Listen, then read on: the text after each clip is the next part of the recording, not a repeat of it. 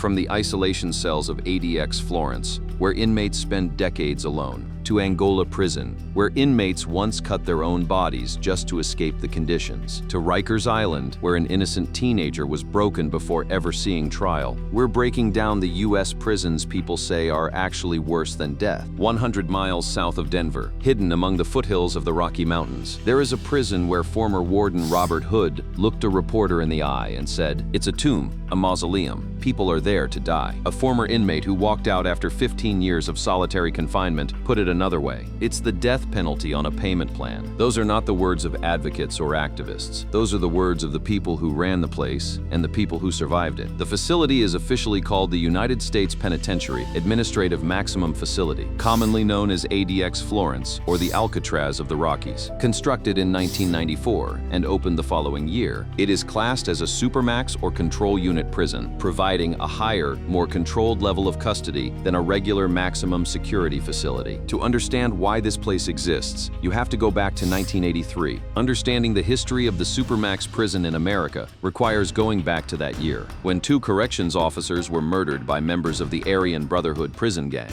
at USP Marion in Illinois. Under the guidance of Norman Carlson, then director of the Bureau of Prisons, USP Marion was put on a permanent lockdown from 1983 until 2006. The federal prison operated as an all-lockdown facility, with inmates spending 23 or more hours per day in their cells, and their access to phone calls and visitors was severely restricted. U.S. Marion's supermax period became the blueprint for ADX, which was constructed with lessons from Marion and Carlson's philosophy in mind, costing about $60 million to build. Norman Carlson had a theory. He believed that the prison would hold criminals who were desperate enough to murder corrections officers or other inmates in the hopes of being sentenced to death. He argued that as draconian as these measures were, they were the only way to deal with inmates who have absolutely no concern for human life. In other words, ADX Florence was built for the people that other prisons could not contain, the ones who had already proven they would kill behind bars and had nothing left to lose. And so the physical layout of ADX was engineered to make absolutely certain that nobody could ever hurt anyone again, including themselves. Since ADX inmates can't be trusted with anything that could be broken down and made into a weapon, all the cell furniture is solid concrete and immovable. A concrete writing desk, concrete chair, and a concrete slab, topped with a thin foam pad that serves as a bed. The bathroom is a combination toilet and sink, and a shower that turns on automatically 3 times a week. With good behavior, inmates earn the right to buy a small, black and white TV with a built-in radio,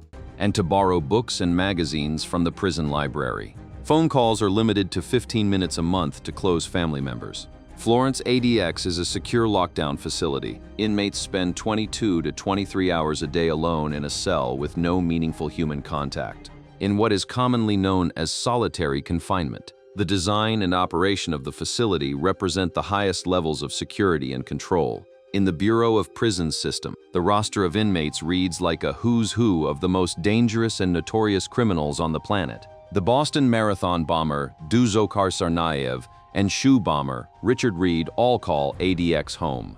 As of 2022, the only inmates publicly known to have been incarcerated in the facility's most restrictive wing, Range 13, are Ramzi Youssef and Joaquin El Chapo Guzman. The Florence Supermax is already home to many high-profile terrorists, including the only person convicted in relation to the 9/11 terrorist attacks, Zacarias Moussaoui. No one has ever escaped from ADX Florence. That statistic is a point of pride for the Bureau of Prisons. But for the men living inside, the impossibility of escape extends beyond the physical. It seeps into the mind. Former inmate Jack Powers documented his harrowing experience inside the Supermax. He was sent there in 1999 after escaping a federal prison in Atlanta.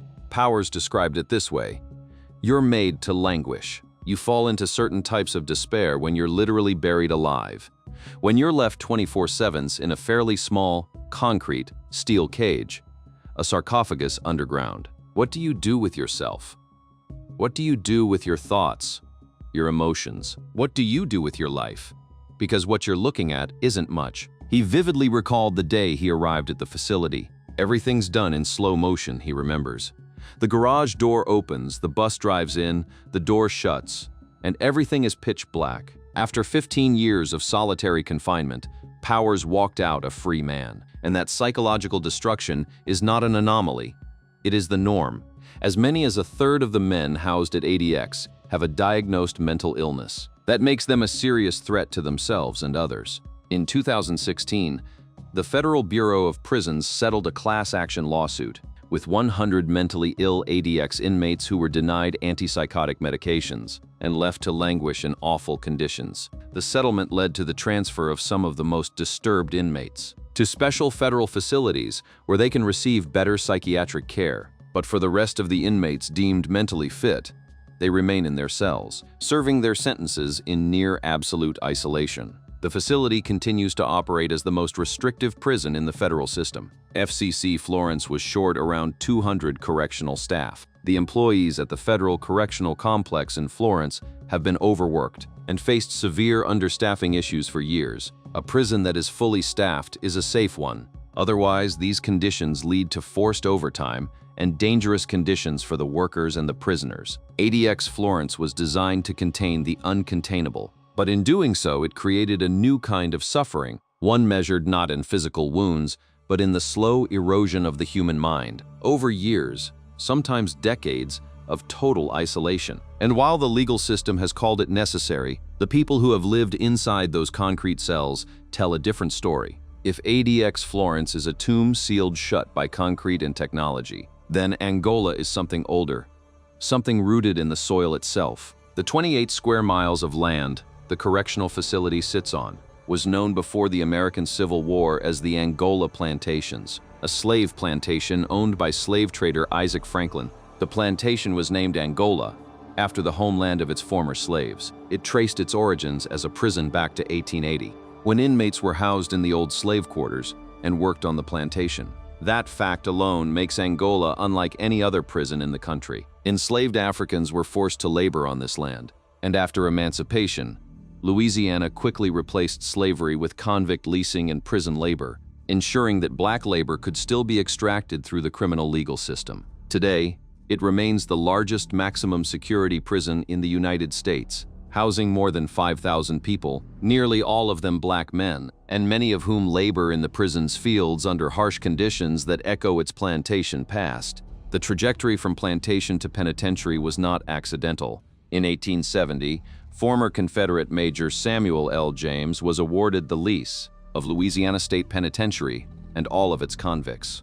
The James lease ushered a new direction for corrections in Louisiana, where conditions of accountability and transparency were ignored. The majority of black inmates were subleased to landowners to replace slaves, while others continued levee, railroad, and road construction. Conditions for inmates at Angola and levee and railroad work sites grew harsher, while James enjoyed the support and protection of the governor. As James forced inmates to work harder and longer, inmate deaths began rising and sparked a public outcry. The scale of death during the convict leasing era was staggering. Between 1870 and 1901, 3,000 of James's inmates died. Conditions were so horrific that in 1884, the editor at the Daily Picayune concluded that it would be more humane to punish with death all prisoners sentenced to a longer period than 6 years. And the conditions that inspired it didn't simply disappear when the state of Louisiana took the place over. During the Great Depression, hard times were particularly felt at Angola, as the administration was reticent to appropriate any funding for the prison. In a period when large segments of society were suffering, the misery of convicts in a remote location did not draw much attention from the public. As a result, long hours of convict work and brutal flogging practices reappeared, while the prison administration attempted to maintain self-sufficiency. By the mid-1940s, Angola had fallen into notoriously sordid conditions. The desperation inside the walls reached a breaking point. Conditions became so bad that 31 inmates sliced their Achilles tendons to publicize their objections to hard labor and brutality. That is not a metaphor. 31 men voluntarily crippled themselves because they could not find another way to make the outside world listen, and was christened the bloodiest prison in the South because of the high rate of inmate assaults. A 2010 memoir by former Angola inmate Wilbert Rideau, who spent over 4 decades inside, provided one of the most disturbing portraits of the prison. Rideau states that slavery was commonplace in Angola. With perhaps a quarter of the population in bondage, The New York Times reported that weak inmates served as sex slaves, who were raped, gang raped, and traded and sold like cattle. Rideau stated, "The slave's only way out was to commit suicide, escape, or kill his master." Warden C. Murray Henderson, brought in to clean up the prison, states in his memoirs that the systemic sexual slavery was sanctioned and facilitated by the officers. The forced labor system at Angola has drawn comparisons that go well beyond poor taste. The farm labor system at Angola is deeply tied to its history as a former slave plantation. Critics describe the work system as modern-day slavery, where inmates are forced to work for little to no pay, with some earning as little as 2 cents an hour. In 2018, more than 24 inmates peacefully refused to perform farm work and called for an investigation into slavery at Angola. The medical care situation has been equally devastating. Angola's healthcare system has faced long-standing criticisms for severe neglect. Inmates have reported not receiving basic medical attention, leading to preventable amputations, deaths from untreated conditions, and years-long waits for critical surgeries. A federal judge found the prison's healthcare unconstitutional and ordered reforms, but the state has appealed. The court emphasized that conditions amounted to cruel and unusual punishment, violating the Eighth Amendment. And then there was Camp J, the solitary confinement wing known as the dungeon. Prisoners were kept inside their cells for 23 hours a day, and during the summer, the stifling southern temperature reached over 100 degrees. After its cell locks malfunctioned, allowing inmates to evade security checks, dozens of weapons were found inside, and approximately 85 correctional officers resigned, retired, or were fired. Albert Woodfox, one of the Angola Three, became a living symbol of what this prison could do to a human being. He spent nearly 44 years in solitary confinement. That is a man placed in a small cell at a young age and left there until he was elderly. Angola has the highest percentage of prisoners serving life without parole. Over 90% of the inmates who are sent there never leave and die in the prison. There is no release date. There is no light at the end of the tunnel. There is only the farm, the field, and the cell. Rikers Island sits in the East River between the Bronx and Queens in New York City. It is the main jail complex for New York City's prison system, with 10 different jail facilities. Although technically a jail complex rather than a prison, Rikers Island has become one of the most infamous correctional facilities in the United States. The distinction between jail and prison matters. A large percentage of individuals held at Rikers are simply defendants who were unable to post bail. They haven't been convicted of anything. They are, by every legal definition, innocent people. And one of those innocent people was a 16-year-old boy from the Bronx named Kalief Browder.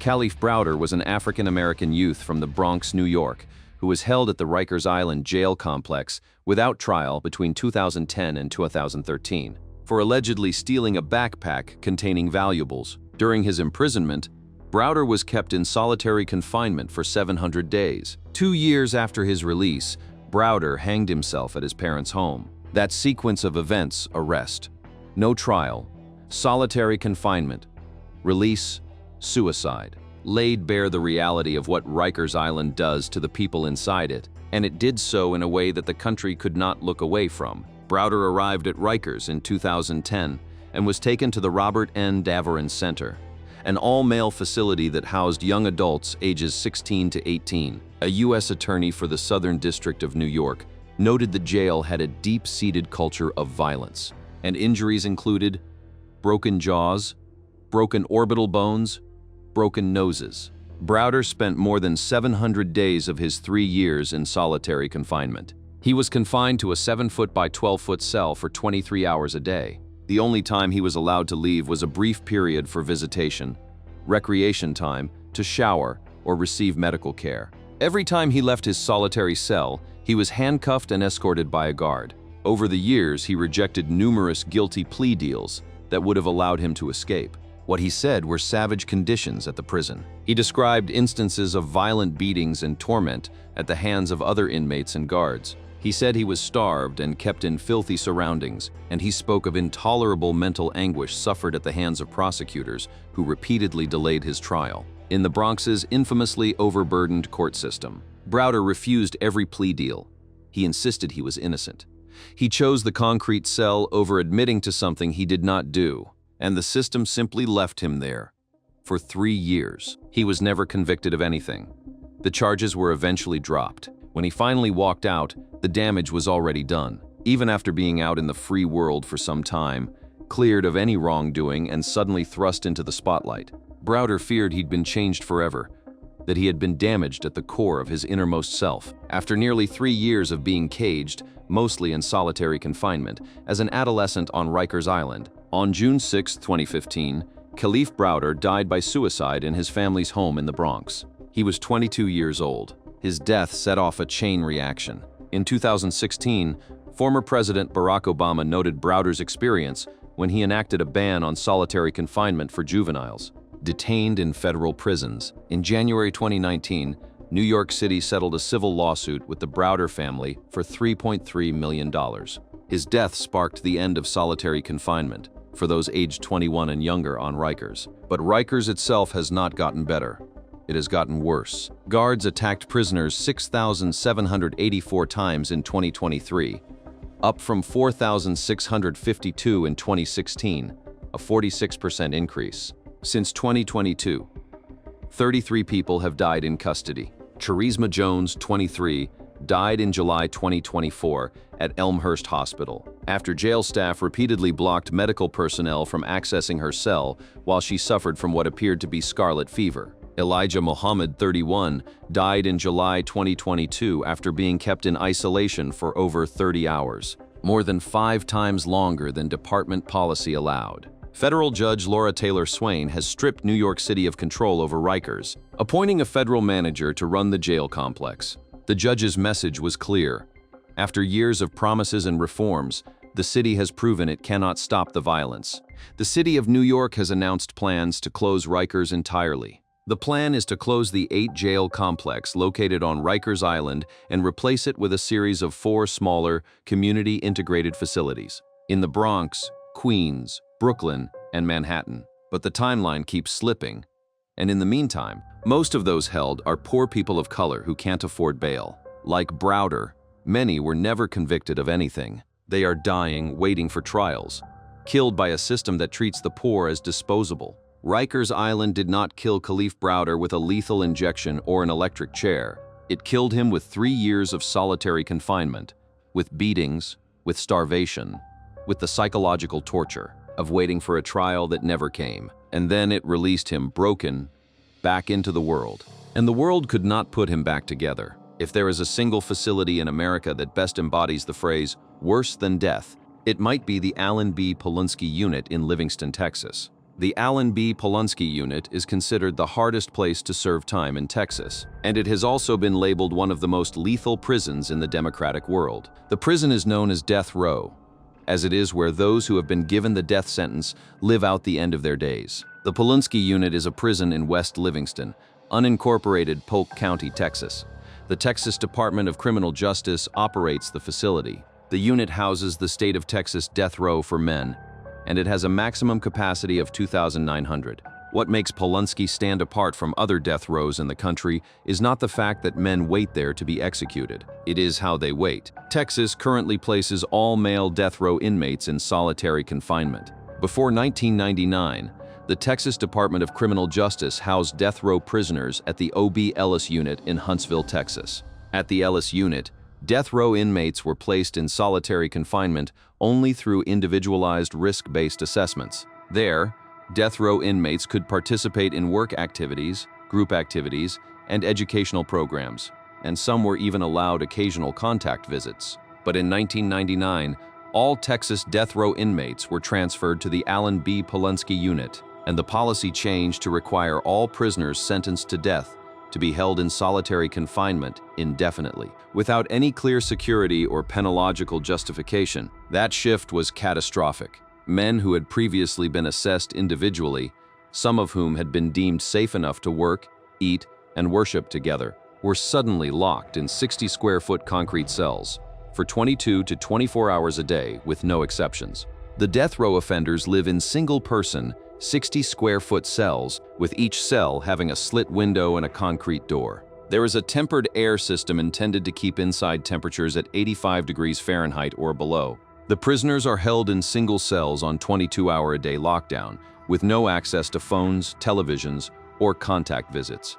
During their daily recreation hour, they are segregated in different cages, minimizing the possibility of human contact. The physical description of the cell tells only part of the story. Natural light for residents of the Polunsky unit is rare. The cell contains only a sink, a toilet, and a steel 30-inch wide bunk with a thin plastic mattress. Inmates are able to look out of the small window in their cell only by rolling up their mattress and standing on it. Inmates often develop back problems from sleeping on the harsh steel bed, and they must use the toilet in their cell without any privacy, in plain sight of correctional officers. Inmates at the Polunsky unit have no access to telephones and are prohibited from any contact visits whatsoever. That means a man sentenced to death in Texas cannot touch his mother, his children, his wife, or his attorney. For the entirety of his remaining life, every conversation with a visitor happens through a wall of plexiglass. Every legal consultation takes place in areas where confidentiality cannot be guaranteed.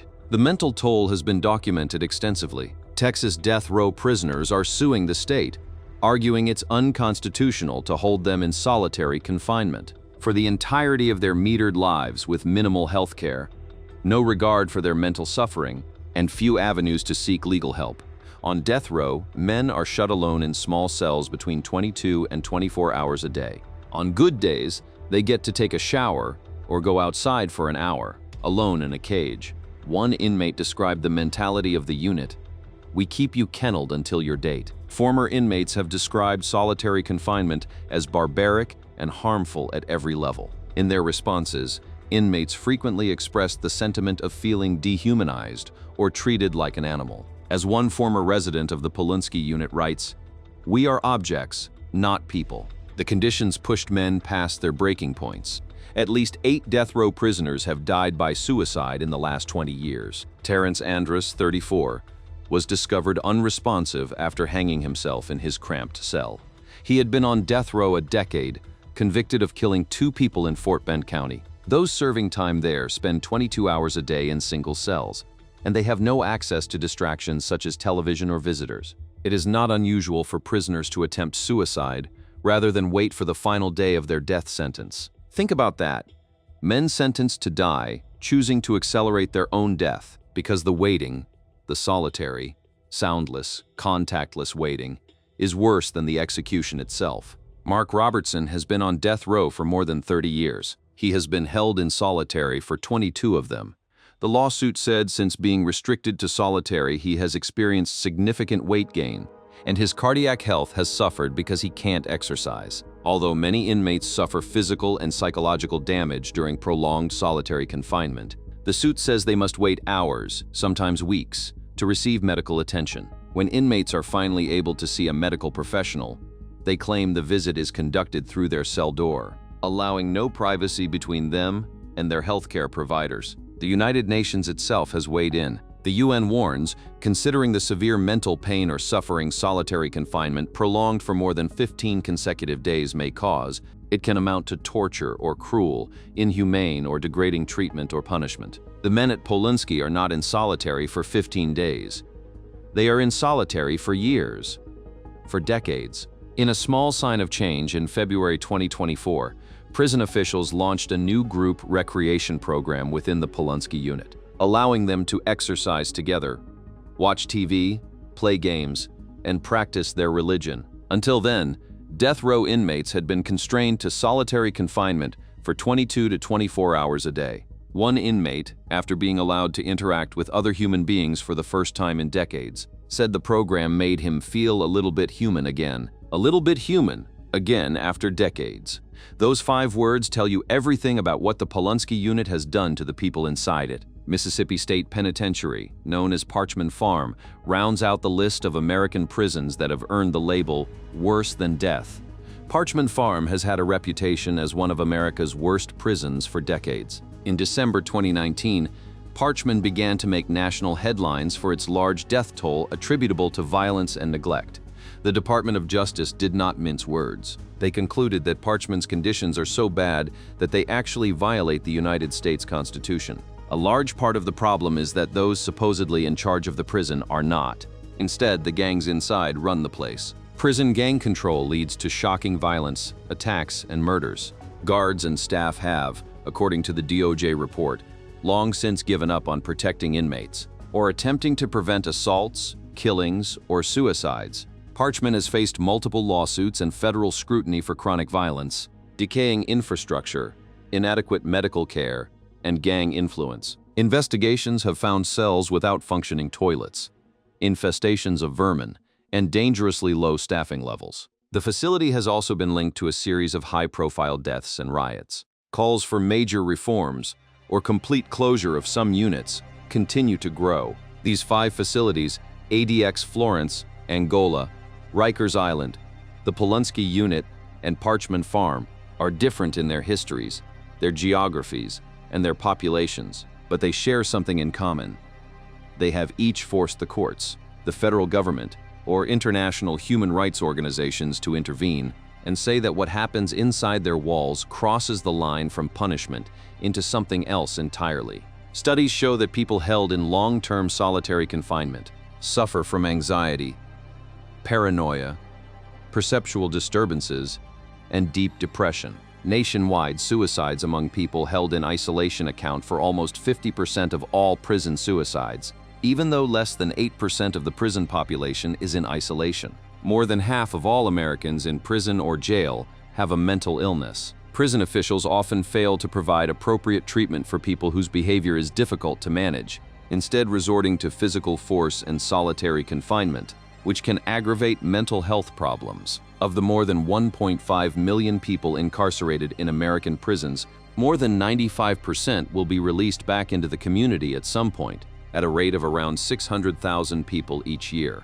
A long-term study of recidivism rates found that 68% were arrested within 3 years, and 83% were arrested within 9 years following their release. Are these prisons worse than death? Former ADX warden Robert Hood called his own prison a tomb. A 19th century newspaper editor said Angola's inmates would be better off executed. Khalif Browder, who was never convicted of a single crime, chose death over the memories of what Rikers did to him.